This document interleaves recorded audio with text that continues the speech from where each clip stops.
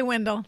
Hey, Tracy. How are you doing? All right. Good. Well, listen, we got a podcast episode coming up right now that everybody, I think, will really, really enjoy. Yeah, we've been looking forward to this for a while. Finally get to talk to Dr. and Dr. Diorio. Yes, the paradox. Yes. And they're friends of ours that we met when we were up in New Jersey almost 20 years ago. Wow. Just under 20 years ago. And I think you're really going to enjoy this. We did. And they're just a tremendous couple and two amazing daughters that, if you know Leah and Gina, you know what kind of family they grew up in. Yes. And their parents set the bar high. And it's just amazing to see their legacy live right in front of you in the girls. Yes. Yes. So you're really going to enjoy this, I think. A lot of neat stories, a lot of interesting things that they've been through in their life, and then offer some wisdom for all of us today. Yes, absolutely. Well, listen, let's get started. Okay. Hi, I'm Tracy. And I'm Wendell. Welcome to the Family Leadership Podcast. We help young families develop meaningful relationships so they can lead with purpose and build a legacy for generations to come. Let's get started.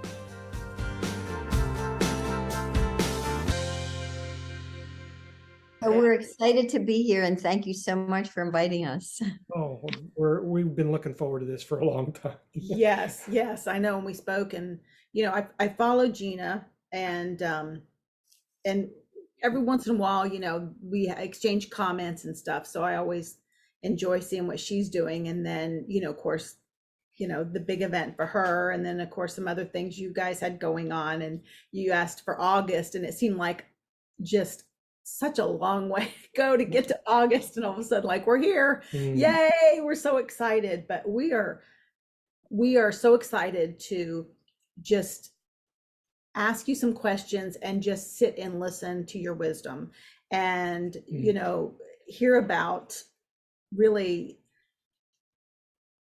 your life, what God has done in your life, and excuse me, and also as as parents and now grandparents, and yeah. So we're glad you're here, and we'll do a lot of cutting here, so we'll get rid of all that other stuff. That was catch-up time. I was under the impression you were going to ask us questions and we were going to give you answers. I did not know we were going to give you wisdom. Well, we'll give you experience. Believe me when I say that anytime we've talked to you, it's been wisdom that you've given us. So that's why we've been looking forward to you. You all are some of our favorite people in all the places we've lived, and Dr. Diorio. Yeah. And we will never forget the time we spent with you all in that Thanksgiving. Yeah. Years ago. And just an introduction to culture, introduction to the family and how you guys interact. And so we're really excited about hearing your story and what God's done, like Tracy said, what God has done and is doing in y'all's life and in the girls' lives and so on. So tell us a little bit about yourselves. Like where you're from. Yeah. You go first. Okay. Well, I was born in Pennsylvania, and when I was 9 years old, my family moved to New Jersey. So I grew up in New Jersey. And Dom and I met in a very interesting way. We went to the same school, but we did not know each other. In fact, we found a program from a piano recital that had both of our names. Oh my gosh. And, we were both, Dom was, I think, a freshman in high school, maybe, and I was in grade school. And we laughed because we had no idea. And we think God must have been up there saying, if they only knew, if they only knew. So we met many years later. I had been in Italy studying for a while, and I didn't want to come home. I just loved it over there. But at the time, I did not realize I had dual citizenship, and the Italian government was not hiring any non-natives, not people who did not live there. So I came home with 87 cents in my pocket, and my goal was to get a job and to go back to Italy. So it so happened that while I was home, Dom was in training at the time. You were in residency, I believe, or internship. I was in my residency. Yeah.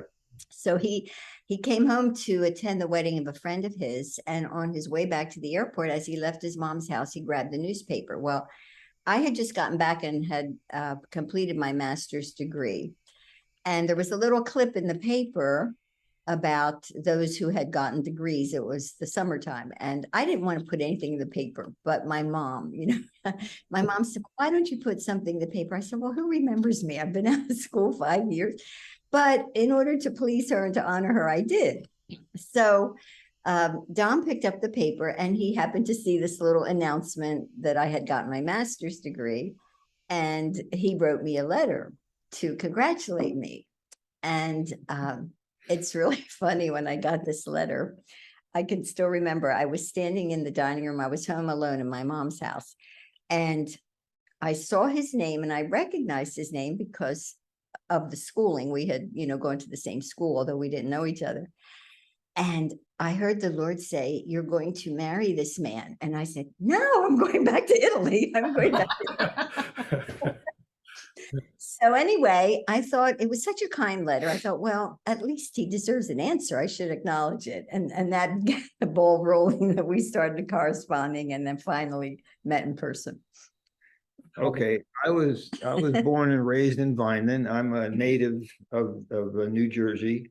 Lived there all my life, and other than the times that I went off to school, I was still living. My home address was Vineland, and I went to Villanova University. Went to medical school in Jersey City, and eventually took an internship in Kansas City, Missouri, where I went to the Kansas City Medical Center for my internship. Following that, 2 years in the military, I spent a year in Southeast Asia during Vietnam, in Thailand as a flight surgeon. Got to meet some of the greatest people in the world. One of whom, several of my pilots were shot down over North Vietnam and spent 7 years in the Hanoi Hilton. One of them, excuse me, one of them, while he was a POW, was awarded the Medal of Honor, but they had to keep it very quiet, because if the North Vietnamese found out that one of their captives was a Medal of Honor winner, it would have been horrible for that captive. So they kept it secret until after his release. Several of them have written books. I have some awesome books written, one of them by the Medal of Honor winner. Having said all that, I came back to Jersey, to the States, not to Jersey. I came back to the States and spent a year in California for my second year of duty, and then went back to Kansas City for my residency in internal medicine. And while I was in my first year of residency, one of my friends who I was stationed with in Southeast Asia was going to get married and asked me to be in his wedding. It was in Boston. So I came home for the wedding. It was one of the ushers in his wedding. And when I came home to visit my mother, my father had passed away by then, but came home to visit my mother. I was leaving the house to go back to Kansas City, and that's when I picked up that newspaper. MaryAnn said that she had an article in the paper. I tell people my version of the story is what she had in the paper. It was in the want ads, and I answered the want ad. Okay, that's my version of the story. I'll let you choose whichever one you think is appropriate. But and I think I know which one you're going to choose, but that's okay. I'll still stick to my story anyway. The interesting thing about that whole story, it shows that God really has a sense of humor. Okay. Oh, yes. The sense of humor is this: MaryAnn is known as a do it now person. I'm known as why do it today if it can wait till tomorrow? That's kind of like, why do it today if it can wait till tomorrow? Well, the do it now person put off putting the article in the paper for a week or two.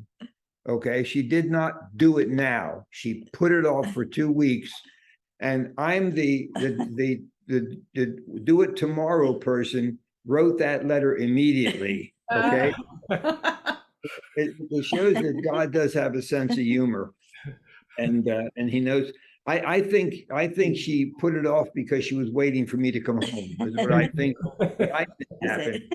But we have our differences of opinion, and that's only one of them. So that's a story. Anyway, we can continue the communications back and forth, and here we are 53 years later. Yes.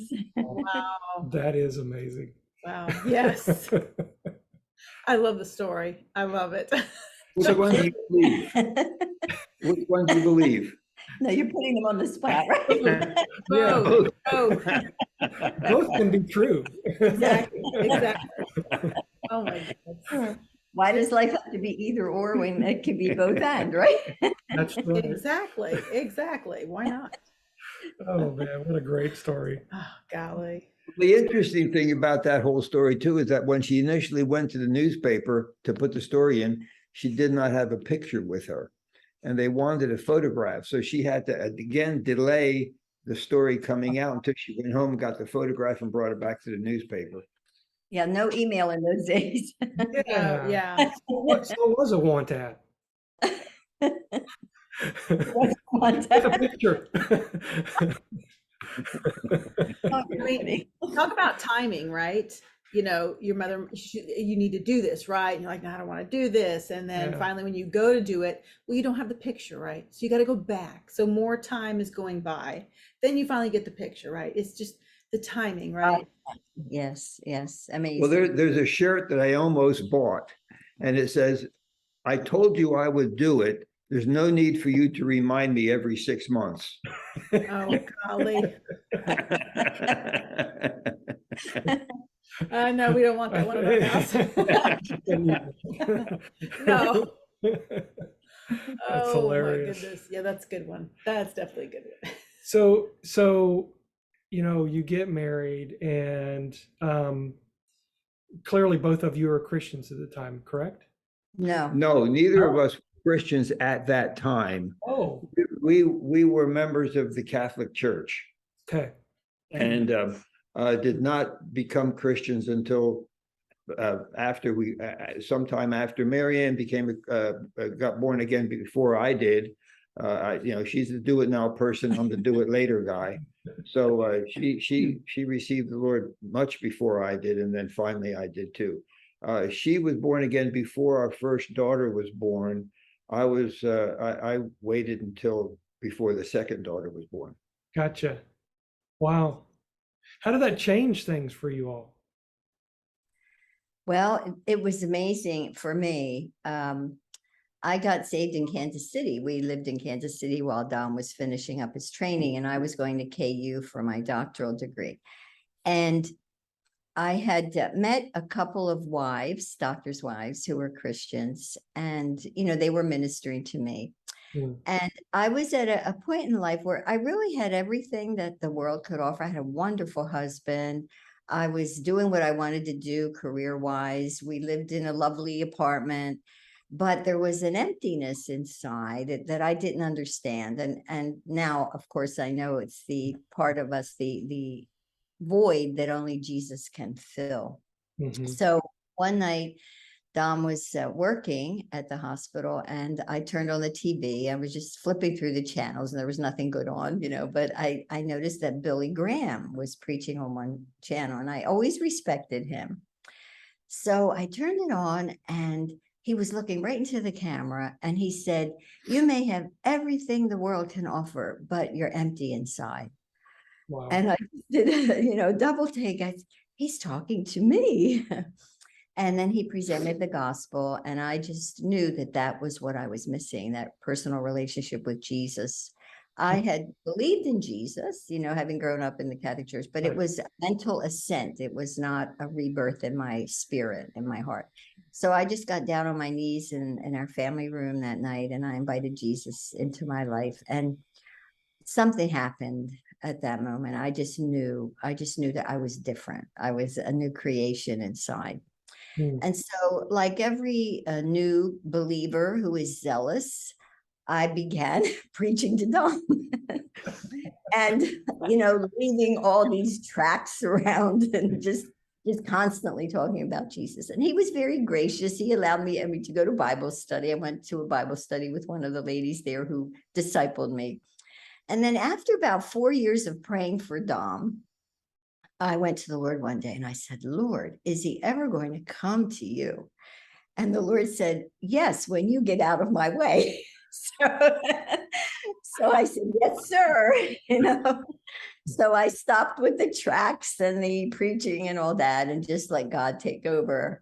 And then not long thereafter, Dom came to Christ as well. So I praise him for that.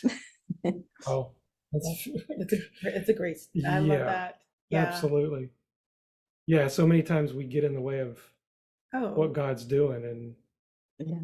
yeah, most of the Well, time. I- Wow. So, Dom, did you have somebody, I mean, aside from MaryAnn, but were there people in your life who were maybe, mentoring you or, maybe leading you and they were part of this process? No, I really had none. For the many years before I accepted the Lord, I thought MaryAnn was going through a phase. Oh, she'll get over it. She'll finally realize that this is just something that she's going through. But I really had no one to mentor me during any of that. I continued going to the Catholic Church. I went to Mass by myself, and I had no mentors along those lines. I'm kind of a loner type guy. I crack jokes a lot, but I don't have very many people that I hang around with. I have no mentors. well, That's interesting. When you said that, and of course, MaryAnn talking about your experience with the other wives, right? That were, sharing with you and we're planting those seeds. This is something that, we feel passionate about is, having those people who are further ahead of us, right? Who are mentors, who help us along the way.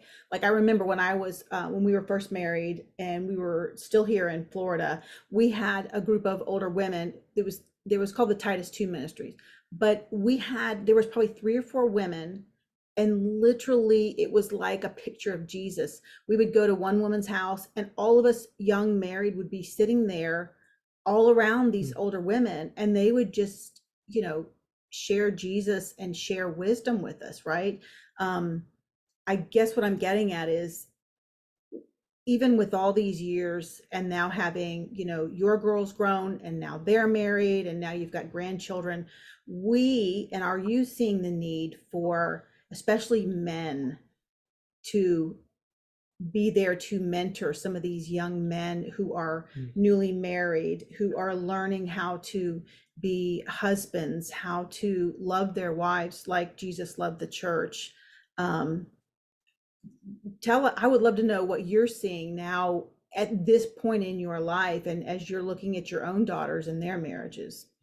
I think there's a definite need for that, for our men to come to Christ, first of all, and to know him and be the spiritual leaders that God designed them to be. I don't think our men are trained as boys to do that. I know, in Dom's situation, and I think it's because of lots of times parental ignorance in the sense of not knowing what they need to do. I know in the Italian culture, the focus for men was to be the breadwinner and the wife would take care of spiritual matters, and that the husband, his job is to go to work and to bring home the income to support the family. And that was pretty much the end of his role.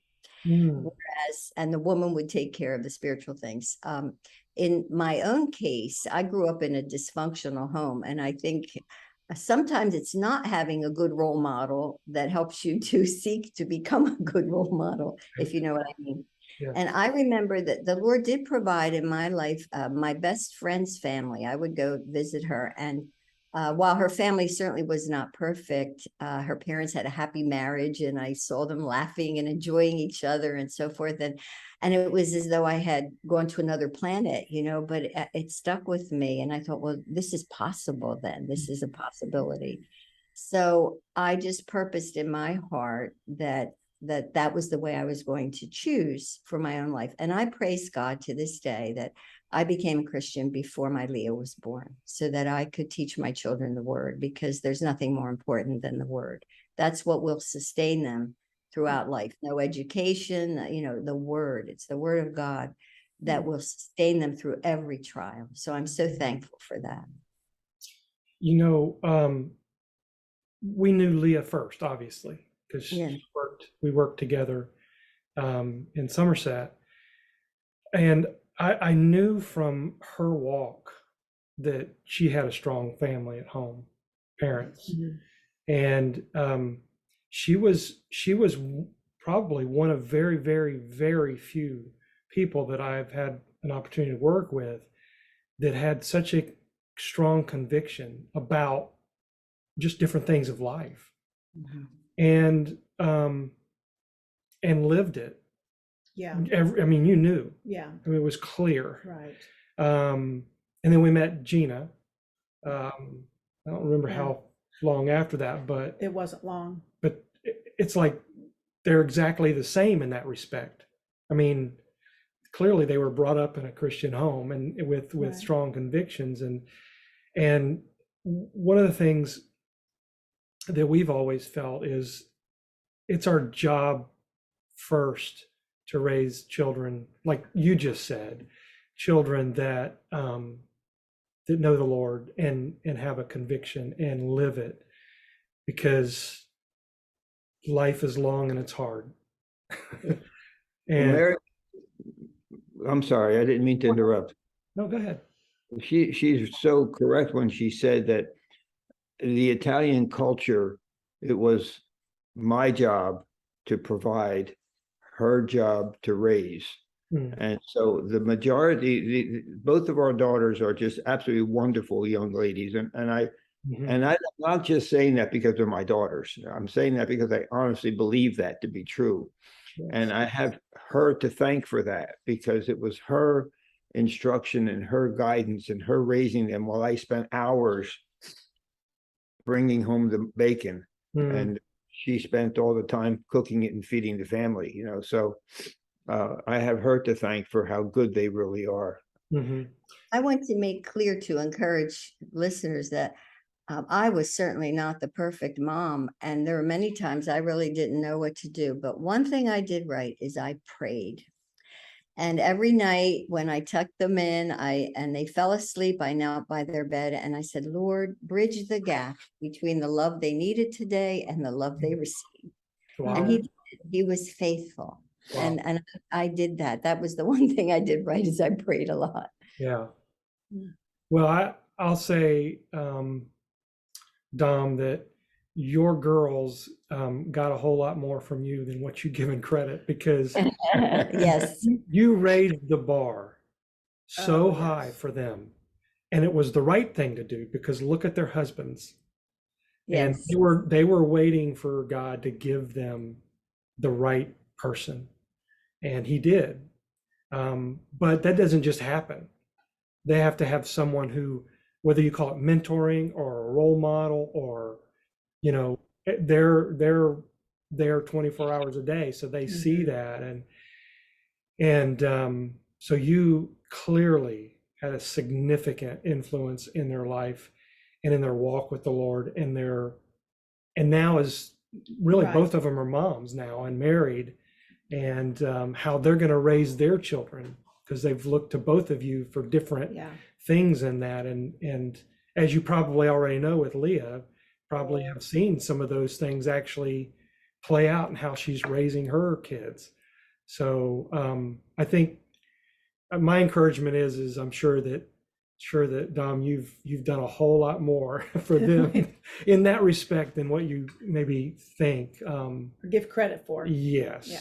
I So, totally agree. I totally agree because he has lived a life of godliness, faithfulness, and humor.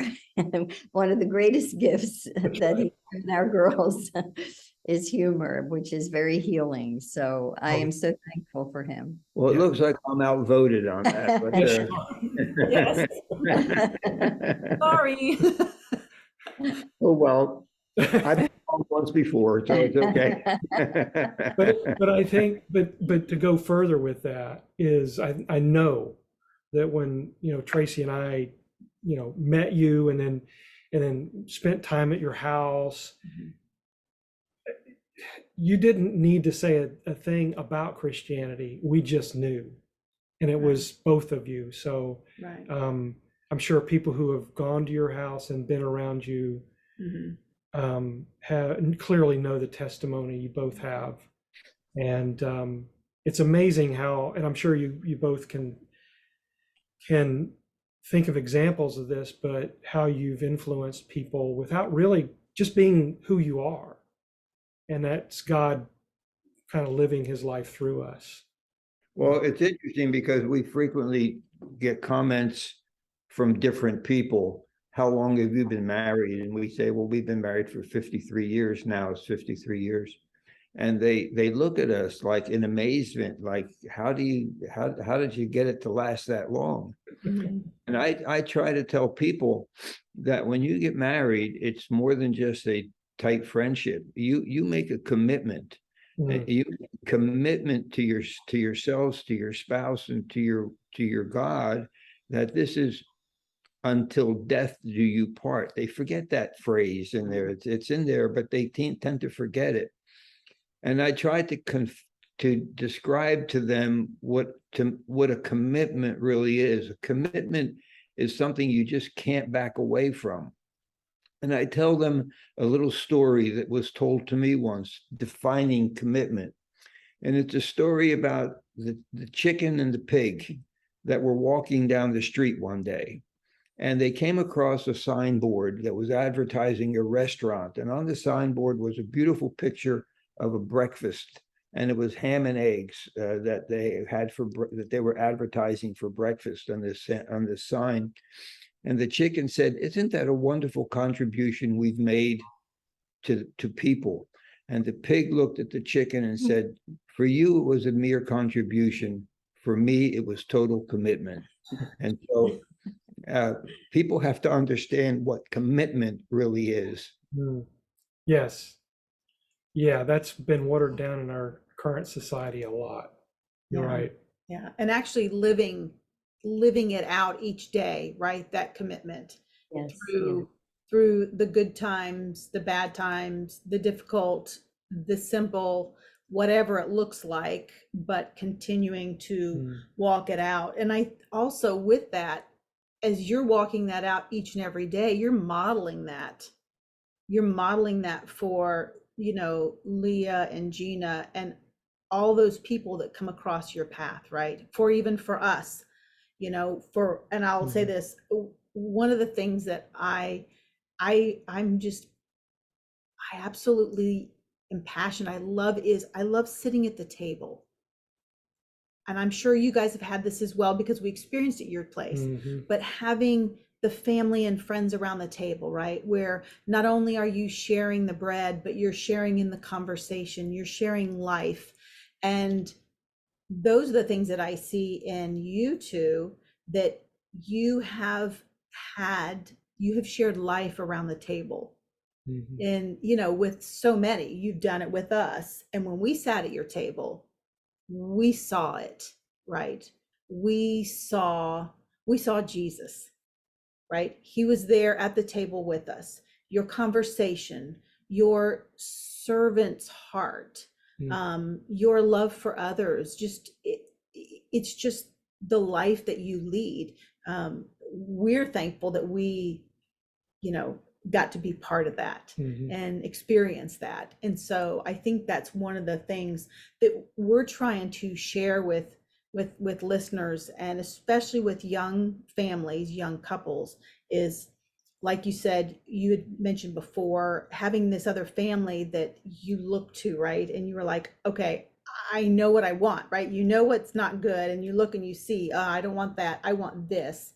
But to be able to make that conscious goal, of course you didn't have all the, the factors in yet of having that relationship with Christ, but moving in that direction, and obviously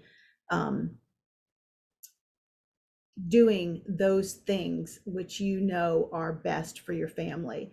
And that these are important things to do, because as you live each day, your family and your children, as they grow, they're watching. Yes. And they're experiencing and they're learning from that. Just like Winald said, how we can see that in Leah and Gina, right? It wasn't that you had to sit down and go, okay, here's 10 things you need to do, right? They just saw day after day. They saw the good times, they saw the bad times, they saw the forgiveness, they saw the love. And that's what they're taking into their families. So yes, well, you mentioned it's a day by day commitment and a day by day struggle, and we can do it only through the grace of Christ. We all need a savior. Every family is dysfunctional in some way. That's the reason we need a savior, because we're messed up. yeah. The Lord told me one time, he said, my goal for my children is not their happiness, but their holiness. Wow. And that as we become holy, more and more like Christ, then there's a joy that just wells up within us. And so no matter what the circumstances, because happiness is dependent on circumstances, it's really, but joy is not. Joy can be a constant within us. So we just have to keep our eyes focused on Jesus. As Dom said, young people ask us often about marriage. They're afraid to get married, and I can understand the reason they would be. But we tell them the secret is keep Christ at the center of your individual life and of your marriage. And then no matter what happens, you'll be all right. Yes. That's a good way to describe it. A lot of times you hear people say, keep Christ at the center of your marriage. But it's got to be the center of each individual as well. Yes. Yes. Yeah. You can see there might be dependency if you don't. Yes. If you're not in a personal relationship. Yes. Yeah. Yes. Well, the word says we have to work out our own salvation with fear and trembling, so. Right. Yeah. Yes. Yeah, definitely. And you've already touched on this a little bit, but people getting married, of course, Gina just got married, so it's a little bit easier, but people that want to get married or want to have a family, they're already married and they want to have a family. Beyond what kind of you just described, are there some things like that you would say, hey, these are important things? And kind of like what you just said, life is hard. It's going to be difficult. But there are some things about your marriage and about being a mother and a father that are most important to raising children like Leah and Gina, because probably none of our listeners will know who they are, but I agree. They are tremendous women and spiritually grounded, and wow. Yeah, they are definitely a role model for a lot of people. Yeah. But what kind of advice, or what are things that you would say to these people that are in that position? You want to go? There you go. First thing I would say is, remember, you're not your child's buddy or friend, you're his parent. I think some parents today want to be their child's friend in the sense that they're afraid to correct their child, and they don't want to be unpopular with their child, and that path leads to destruction. Mm. You are the parent responsible for the spiritual growth of your child, the physical care of your child, the emotional care of your child. So don't be afraid to be the parent, and to discipline in love, always in love, and to operate with truth and love. The two go hand in hand. If you have truth without love, then you have legalism. But if you have love without truth, you have license. So you want both truth and love in your discipline.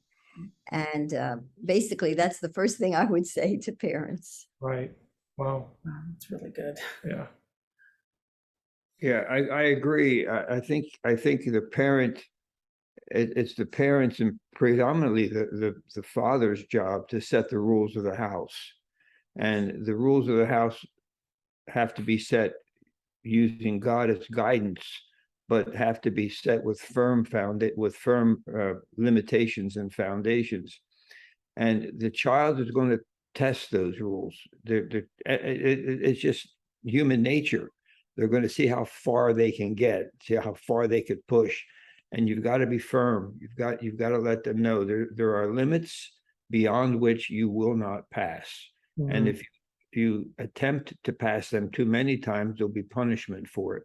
And you just have to be firm about that. But as MaryAnn said, do it in love, but you're not their friend, you're their parent. And there's a big difference. The other thing I'd like to mention is that our job as parents is to break our child's will, but not our child's spirit. Mm. So we need to help our child conform his or her will to the will of God. Mm. And that requires breaking sometimes, but we must not break the spirit, because of that would cause discouragement. Yeah. Right. So do not provoke your children to anger. Sure, Yeah. absolutely. Right. Leah will tell you that one of the rules that we had when she was a child, when she was a kid, was that before she went to bed, she had to do the dishes. And that was just part of her job. Okay. And well, this one night she went to bed and hadn't done the dishes, and she was asleep, and that's all the dishes weren't done. So I went upstairs, I woke her up and told her she had to go downstairs and do the dishes before she went back to bed again. And she did it begrudgingly, but she did it. Okay. And that's just the rule. The rule had to be kept. Right. Yeah. That's a great illustration. We've never had anything like Oh, that. no. Oh, Do you think, or have you seen evidence, I guess, that there is potentially the husband, the father, the man in the home, that they tend not to be, whether it's the society we live in or not, I don't know. I'm sure that has something to do with it, but they're not in their role like they should be. And that's my opinion, but I don't know if you've seen that. And if so, what kind of issues does that present in a family? Well, I see how the youngsters, the kids are acting today. And I don't see them in their house, but I see their actions outside their house. And I have to believe that the reason they're acting so inappropriate is because they didn't get the proper training at home. Mm-hmm. So, you there's just conclusions that you have to draw. And you read articles about different things. I've read articles about parents who are so proud of their transgender son. There's something wrong with this. Okay. Mm-hmm. There's just something that's there's so much premarital sex going on out there that you just know they just weren't trained right. They just were left to their own decision making, and you don't see it, the training in the house, but you see the results of the in the house training outside. Right. And there's just conclusions that you can draw. And I'm sure being in the medical field all your life, some of those current issues, as you mentioned, probably drive you a little crazy, with particularly the transgender and things like that are becoming, I guess, the thing. I don't know. I've been retired now for almost 10 years, 8 years. Mhm. So a lot of that stuff happened after I left the medical field. Sure. But I've often said that if I were in the emergency room now, it's almost like, do you call them? How do you know who you're dealing with? Mm. Do you have to? If I have to ask someone who looks like a male, if he's a male or a female, there's a problem with that. Okay, people say follow. How often have you heard the left say follow the science? It seems to be like the follow the science. Well, it seems like they follow the science in everything except gender. Mm. If you want to follow the science says if you have a Y chromosome, you're a male, and if you don't have a Y chromosome, you're a female. And it makes no difference on the number of X's that you have. The number of X's means nothing. It's the presence or absence of the Y that makes the difference. Mm. And so you could have a male with 2 X's, and you can have a female with 1 X. But it's the presence or absence of the Y that makes the difference. And so if you want to follow the science, follow the science. Yeah. Pretty simple. Yeah, it is. A lot of what's going on in the world, though, was prophesied by Jesus and the prophets in the scriptures. And we are in the last days, where Jesus said these things would happen, where people would call good evil and evil good. And I think for us as believers, even the church in many areas has strayed from the word of God and has become politically correct, which bottom line is the fear of man, as Right. scripture calls it, And so people don't go to church much nowadays, but even in many churches, the truth is not being preached. Mm. And yet it is our responsibility to do our own study of the Bible. But, many Christians just get what they hear on Sunday, and sometimes it's not really the truth. Mm. So it all goes back to the word of God. The Bible is our manual for life. We get a car manual, a washing machine manual, we get a manual for life. And people often say to me, parents, they'll say, well, I wish I had a manual or a book to handle my teenager. I said, well, you do. It's the Bible, but they don't read it. They don't. Yesterday, I went out to lunch with a friend, and the cashier was a teenager. And she mentioned something about we don't accept cash. And I said, well, you've heard about the move toward digital currency. Yes. I said, well, do you know that was prophesied in the Bible? She said, no. Have you ever read the Bible? No. She had never read the Bible. I said, well, honey, you should read the Bible. It's the best-selling book of all time. And it's the manual for life, And so I pray that she does. But it's just sad to see this over and over. I see this, that people have no clue. And they're just lost. So we have a job as Christ followers to share the gospel with them. I will be forever thankful to the people who shared the gospel with me. I don't know where I'd be today if it weren't for them to share the gospel. Right. MaryAnn said we're living in the last days, and I have to respectfully and lovingly disagree with her. I think we're living in the last hours, or maybe even the last minutes, to be quite frank with you. I tell people all the time, I'm 83, and if you're not living in the last days, I'm living in my last days. But let's get frank about this whole thing. One of my hobbies is studying eschatology. I love reading about the end times, and I'm convinced that we're rapidly approaching the end. I mean, rapidly approaching the end. I was recently, for all the reading I've done, and it was only within the past 2 or 3 months, maybe, that I was reintroduced to this concept of the Shemitah years. And the Shemitah years are a fascinating study. And we're in a Shemitah year right now. There's amazing things have happened in Shemitah years. Roe versus Wade was decided in a Shemitah year. It was overturned in a Shemitah year. The World Trade Center was conceived in a Shemitah year. It was construction began in a Shemitah year, ended in a Shemitah year, and it was destroyed in a Shemitah year. It's a fascinating study. Wow. Never heard of that. Yeah. Yeah, I know. I hadn't until recently either. But when you study the Shemitah concept, there's a guy from the West Coast. He has a ministry called El Shaddai Ministries. Mark Biltz. If you listen to some of his YouTubes on the Shemitah concept, and another group we recently came in contact with on YouTube, it's called Rock Island Books. Rock Island Books on YouTube has some wonderful, wonderful descriptions and discussions on the Shemitah concept. And it's amazing. It's absolutely amazing. And we're in a Shemitah year now. So we're just ending in a Shemitah year. I just love studying and can get absolutely involved. And once I start talking about the end times, I have to be fine. Tom's an expert on the end time.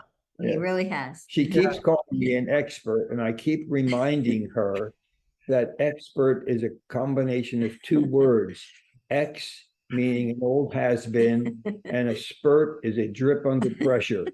So if she calls me an expert, she's calling me an old drip under pressure. So Oh my goodness. Wow. But the interesting thing is you're so I guess when you get into studying the last days, you get lost in that. You get immersed in that, and you know it on a different level than most people. Right. And like anything that we study in life, or we know in life, it's easier if we know it really well. It's easier for us to identify when we see something.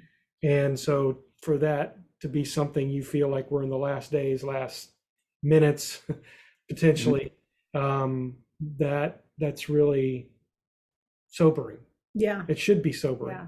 Yes, it is. It gives us a sense of urgency to share the gospel.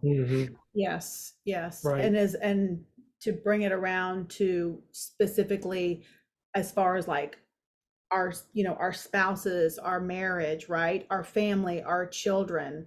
Yes. I haven't heard this specifically said in a long time, but we need to be about our Father's business. Yes, exactly. And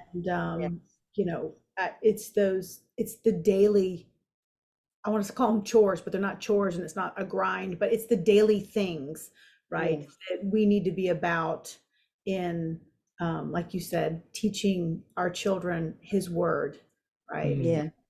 To know him and then to make him known, right? To share. Exactly. Yes. So those are, because, for myself, when I start thinking about or studying it, for me, I get overwhelmed, right? I get overwhelmed with a lot of information, and for me to try and, I need to remind myself to, be present where I'm at, right? I'm right here, and what do I know? I know God's truth, right? And so just to be able to live out that moment by moment, keeping in mind where we're at today, right? What we're facing for our own families, and to try and gird them up, right? Good advice. That's really good advice. I think it's amazing how in Kansas City, with women that you met through their husbands being involved in medicine, now you have 2 children who are clearly strong Christians. They have families of their own.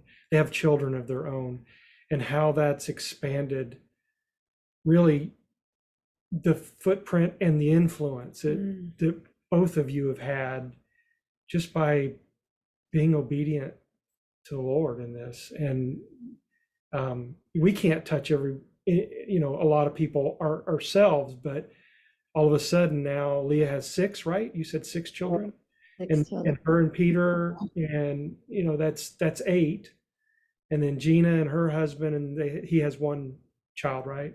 Right. 3 more. So all of a sudden 11. Yeah. Now they're going to go. Yes. And be about God's business. Right. Well, we're all part of a continuum, right? Mm. And we're all connected to one another and to previous generations, future generations. And just as those dear women, one especially who discipled me, she could not foresee, nor can we foresee. So our faithfulness in being obedient will reap great rewards for the kingdom, right. and please the Father as we help him to grow his family, because that's his heart, Absolutely. The power of a decision. Yes, it's amazing. Yeah, it really is Amazing. I guess we don't really know the impact until we can look back. Yes, that's true. Yeah. Very, very humbling. Yeah.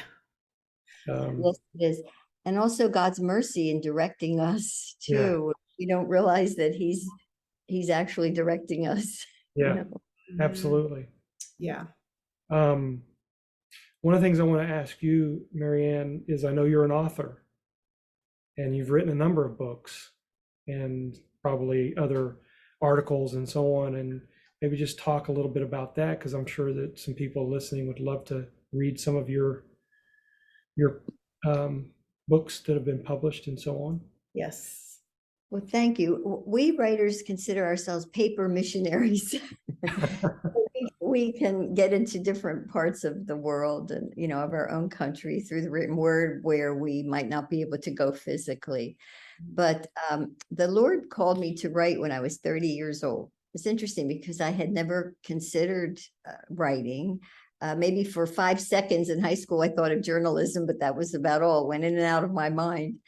But I loved foreign languages, so I trained and got my degrees in foreign languages and started teaching at the university level. And then when I was 30 years old, I began to have this very strange desire to write. And I just, where is that coming from? And so it got stronger and stronger. And I said, Lord, is this from you?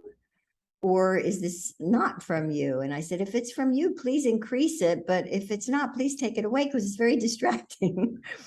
So the Lord increased my desire to write. It just got stronger and stronger until I finally, realized that he was trying to tell me something. So Gina was 2 at the time and Leah was 6. And I had an opportunity to attend one session of a writers' conference about 2 hours away from my home. So I went to this conference and there was only one workshop open, and it had one or 2 places left. It was not something I was interested in. It was light verse, which is funny poetry. And as you've seen, Dom's the funny one. I just need an audience. Every comedian needs an audience. But anyway, so I had traveled 2 hours and I thought, well, I'll just take this workshop since I'm here and I paid for it. And it was interesting, but I left thinking, I'll never write a funny poem. I'm just not funny naturally.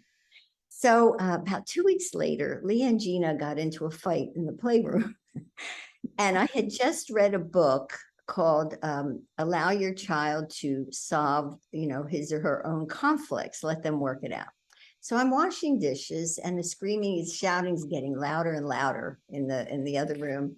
So I trashed the book and got my little Italian wooden spaghetti spoon. And I went into the room where they were playing. And so I said, okay, well, what's going on? And I listened to both sides of the story. And then I thought, well, each of them needs a little little paddle. So I picked Gina up, put her over my knee, and I was ready just to give her a little tap on the tush. And Leah starts screaming, please don't spank her, Mom. Leah starts crying. And I start laughing. I have the spoon up in the midair here, and I'm laughing hysterically. I said, 5 minutes ago, you wanted to kill your sister. And now you're defending her. What is this? So anyway, as I'm going through this, I thought that would make a funny poem.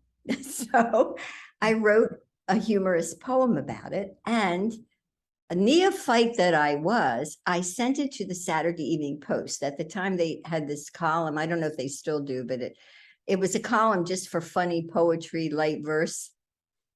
Well, little did I know that to send anything to the Saturday Evening Post, if you're just a beginning writer, is virtually, it's ridiculous to do that. So, but I didn't know. It's like the bumblebee. You know that the bumblebee aerodynamically cannot fly, but he doesn't know it, so he flies. There's a big lesson in that, right?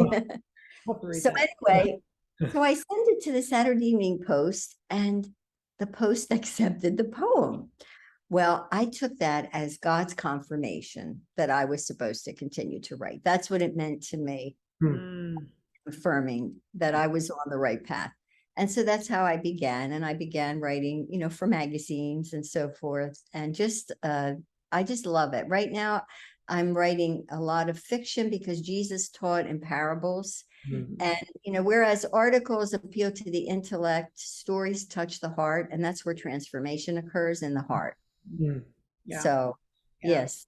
Well, I will say, because I did, I knew about your bachelor's, which is of arts in French, Yes. then a master's in Italian languages. So Yes. she really likes the romance languages. Yeah. I will say, I have read Madonna of Pisano. Oh, thank and you. I loved it. I need to get, because I know it's a trilogy. Yes. So I need to just buy the trilogy and just have, so I have the books. But I will say personally, I loved the descriptive writing. For me, I can so easily read. I mean, I love having a book in my hands to read, but I have an entire image. If you want to know what the movie will look like, I can tell you exactly what it will look like. I can tell you the setting. I can tell you what all the characters are going to look like. But yeah, it was very, very well written. I thoroughly enjoyed it. I loved the story, the characters, their development. So I need to get the other two books as well. Well, So I will send them to you. I'll send you autographed copies. Okay. Give us your address and yes. she'll send you autographed copies. Yes, I'll that would be Okay. wonderful. Okay, Wonderful. I because gotta we have them. We have copies of all of her books here. She's gotten awards for several of her other books that she has. One called In Black and White, which is a story about interracial marriage. The Miracle in Milan is another one. So we have all the books we have here, but anything you want, they're all on Amazon, by the way. I say that for all the listeners that are out there. It's good. This is a non-paid political advertisement. All on Amazon, and they're all under MaryAnnDiorio.com on her bookshelf. So, but Yeah. we do have them in the house, and we will be happy to send you autographed copies. Oh, Yes. man. And let me say that Fantastic. MaryAnn is one word. Yes. Yes. There's Yes. no space between Mary and Ann. So as your Right. listeners are Yeah. looking that up, Because in the South, MaryAnn is a first and middle name. Well, if you go into the website, MaryAnn Diorio is all one word too. So yeah. Well, actually, I was named like after both my grandmothers, and Mhm. Mary is my first name, but I used to spell it separately, but people thought my name was Mary. So I put them together. Oh, huh. yeah. But it doesn't matter which way you spell it. If you were in the South, they would have thought your name was Mary, but they would have automatically said MaryAnn. Mary Ann, Yeah, interesting. yeah. They don't do that up here. I know. We understand the South has some very interesting comments. Like we always thought that when you said to somebody, bless your heart, that you really meant bless your heart. Right. But I understand the South, it means something different. Yes, Yes. we use it It's for a lot of things. yes. And sometimes not so nice. Like let them just continue on, bless their heart, Yeah. Yes, there's a lot of those. Yeah, like I can remember, Oh yeah. and I did digress here, I'm sure, but I can remember leading one of my first parent meetings up there, In New Jersey. and and I said, we're fixing to do something, and everybody just looks at me like I have no idea what you just said. What is fixing? And cut on the light and things like that are just foreign to Well, we had that experience in the Midwest. The first time I went to the grocery store, the cashier said, Would you like a sack?" Well, to me, a sack is a canvas bag, potatoes come in. I said, "Well, a paper bag would do fine." and and that's what she meant. So, it's interesting, the vocabulary. So That's right. area. One of the favorites I think we have is, you get your picture taken, right? Yes. South, you get your picture struck. Oh, interesting. I'll have to remember that when I visit. Of the Gina. Go get your picture struck. Because I'm fixing to go to the barber shop. Yeah, exactly. Nice, though. It's nice, the uniqueness of it all. So you can get your books on Amazon, and you have a website, Yes. obviously MaryAnn Diorio.com. Yeah, Diorio. Yeah. Right. We'll make sure it's in the show notes Yeah, too. absolutely. Thank you. So yeah, excited for what you're doing. I know, you've read, or are you almost done? Or you read the whole book? No, I've read it. Okay. Yeah. No, Yeah. I need to go to book 2 because I need to Tremendous. find out what happens Yeah. with that. I'm not going to say, but just I highly recommend. So What I think is interesting is that in book 1, as you can recall, the character's name was Nico. Mm-hmm. Okay, when Leah adopted the 6th child as an infant, she was able to name the baby. So she named the baby after me, after Dominic. Well, the Italian for Dominic is Domenico. So Dominic's nickname is Nico, and we did not know that when she wrote the book. Oh my gosh. Wow. How about that? What a great connection Yeah. that you didn't even know. I'm telling you, God has a sense of Oh, humor. he does. It's amazing, Lord. Oh, yes.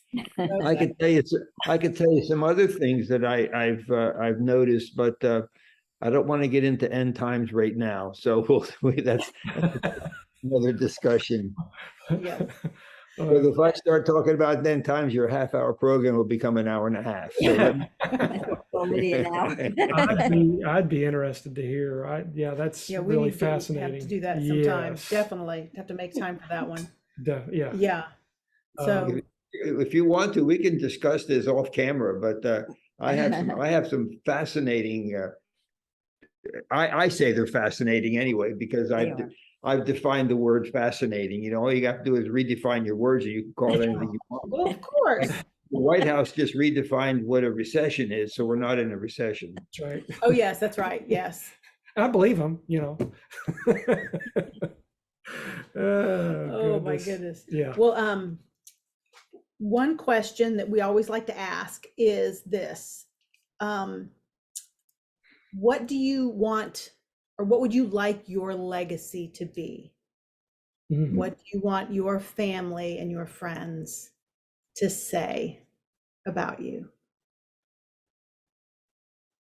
Well, while Dom's thinking, I would like my family to say that she loved as Jesus loves.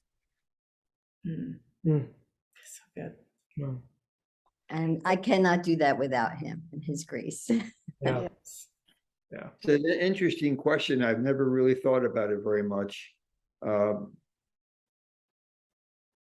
But I have to agree with MaryAnn that just let them think that I loved. Mm. Mm. Yeah. And All the other things about me are going to evaporate. Yeah. It's interesting. Before grandkids, for us, that answer would have been a little different. But after grandkids, it really is a significant question that I like the answer that we just loved. yeah. And our grandkids knew it. It was a safe place, being at grandparents' house, and Yeah. that's good. Well, We have enjoyed. absolutely. This conversation. So was we will awesome. have to have a further conversation about end times, because I'm fascinated by it. But thank you for your time, Dom. Yeah. Thank you for your service for this country. My pleasure. Thank you. You know, that's something real dear to us. My dad being in Korea and growing up around that, that's a sacrifice. So thank you. I have a shirt that says, has a picture of an American flag on it. And it says, "This flag does not fly because of the wind. It flies on the last breath of every hero who died to protect it." That's right. Yeah. That's right. So true. So true. My dad used to say when I was growing up, he says, I wish that when people turn 18, they would have to serve 2 years in the service to understand, just barely understand what you're talking about. It would change our society significantly, I think. Yes. But so true. Yeah. I think when I played taps at a Memorial Day funeral For a service member. for a service member one year. It's been years ago, and we did echo taps. There were 3 of us, big cemetery, and afterwards, you know, there were people there that knew this guy, obviously, that passed away, but served with him in the service also. And being in the service, at that time, they were probably in Vietnam as well. And he walked up to us and he says, I can't tell you what that means to me, because that's the last thing I heard or I experienced from my dear friend from service. When they were in the service, that was the last thing. And that's tough to think about. So Have you ever been to a military cemetery and seen coins on the headstone? We've seen rocks, like Right. little rocks on the headstones. Oh, pennies, nickels, dimes, things like that.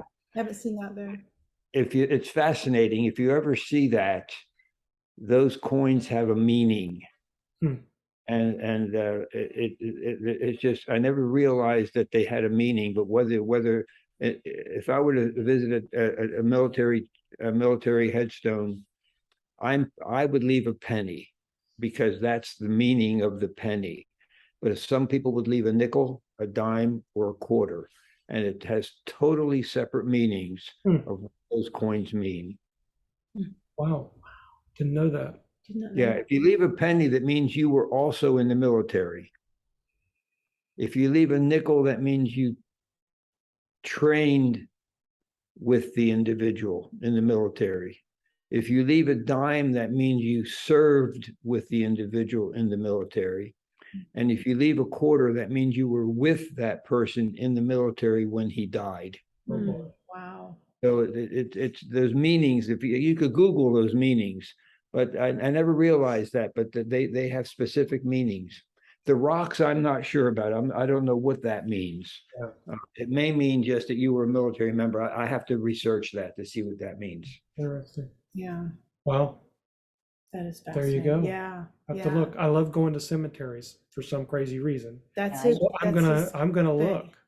look for that. Yeah. And we have a National national cemetery right nearby. nearby. So it's fairly new, within the last 5 years. Yeah. So Yeah. yeah. We went to MaryAnn's uncle passed away. He was a veteran, and when we went to the service, we were at the cemetery, and as they were lowering the casket, there were some people that put flowers on. You know how they do; they put flowers on it. I didn't have a flower, so I just went up to the casket as they were lowering it, and I just put a penny on it. And people me like they didn't know what it meant. I know what it meant. Yeah. That's all I cared about. Right. Right. Wow. Amazing. Wow, that's amazing. I've never heard that.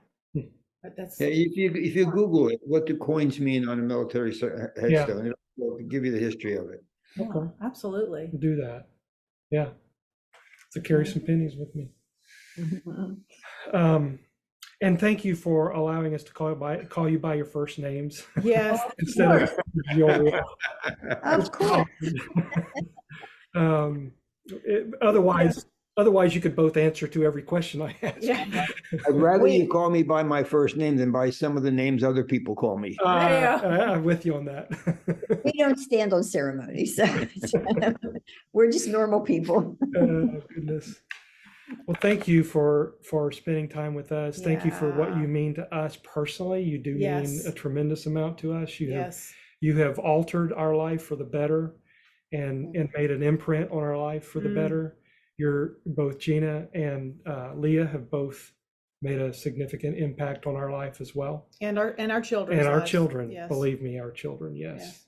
Well, So, yeah. we so enjoyed our visit with you, and we thank you too. You have been a great blessing to us and a great influence as well. So thank you for having us. Thank you. Thank you so much. Well, God bless you guys, and we look forward to talking to you again soon. Yes. Especially about end times. Yes. And you always have a place in New Jersey. Oh, If thank you want to come up, we have a guest room, so you can come and stay over. you. And Wendell, if you want to talk about the end times, don't put it off too long. As I said, I'm 83. That's right. Okay. I hear you. We love you so much.